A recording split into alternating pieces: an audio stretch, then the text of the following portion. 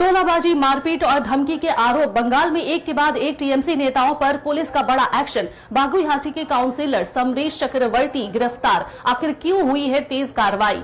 पता चला है कि आरोप है कि पैसे नहीं देने पर एक प्रमोटर के साथ मारपीट की गई है। सिर्फ समरेश ही नहीं, राज्य के अलग अलग जिलों में कई टीएमसी नेताओं पर भी कार्रवाई तेज हो गई है।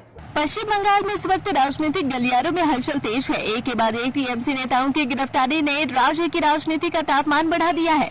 सबसे बड़ा मामला सामने आया है बागुईहाटी के टीएमसी काउंसिलर समरेश चक्रवर्ती का, जिन्हें तोलाबाजी और मारपीट के आरोप में गिरफ्तार किया गया है। आरोप है कि 16 दिसंबर 2024 को एक प्रमोटर से पैसे मांगे गए थे। जब पैसे नहीं दिए गए तो उसके साथ मारपीट की गई। घटना के बाद समरेश चक्रवर्ती फरार हो गए थे। बाद में उन्होंने चुपचाप आत्मसमर्पण किया था।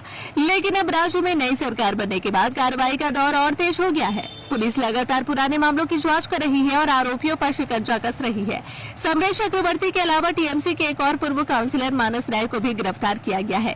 उन पर आर्थिक धोखाधड़ी का आरोप है। बताया जा रहा है कि उन्होंने एक मोबाइल दुकान से फोन खरीदा, लेकिन प्रभाव का इस्तेमाल करके पैसे नहीं दिए। इसी तरह बीरभूम के दुबराजपुर में भी टीएमसी नेता स्वपन मंडल और उनके बेटे दीपांजन मंडल को गिरफ्तार किया गया है। दोनों पर गांव में गड़बड़ी फैलाने का आरोप है। सदाईपुर थाने में शिकायत दर्ज होने के बाद पुलिस ने कार्रवाई की। बांकुड़ा के पात्र सायर इलाके में भी अशांति फैलाने के आरोप में 2 टीएमसी नेताओं को गिरफ्तार किया गया है।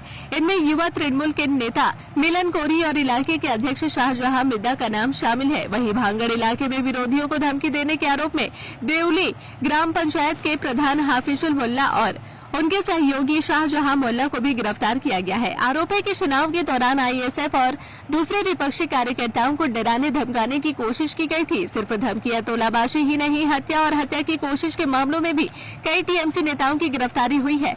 बांकुड़ा में INTTUC नेता श्याम सुंदर दत्ता को हत्या की कोशिश के मामले में गिरफ्तार किया गया। 15 अप्रैल को विवेक मालाकार नामक युवक पर हमला हुआ था। पीड़ित के परिवार की शिकायत के बाद पुलिस ने कार्रवाई की। वहीं नवग्राम ब्लॉक के टीएमसी अध्यक्ष मोहम्मद इनायतुल्लाह को हत्या के आरोप में गिरफ्तार किया गया है।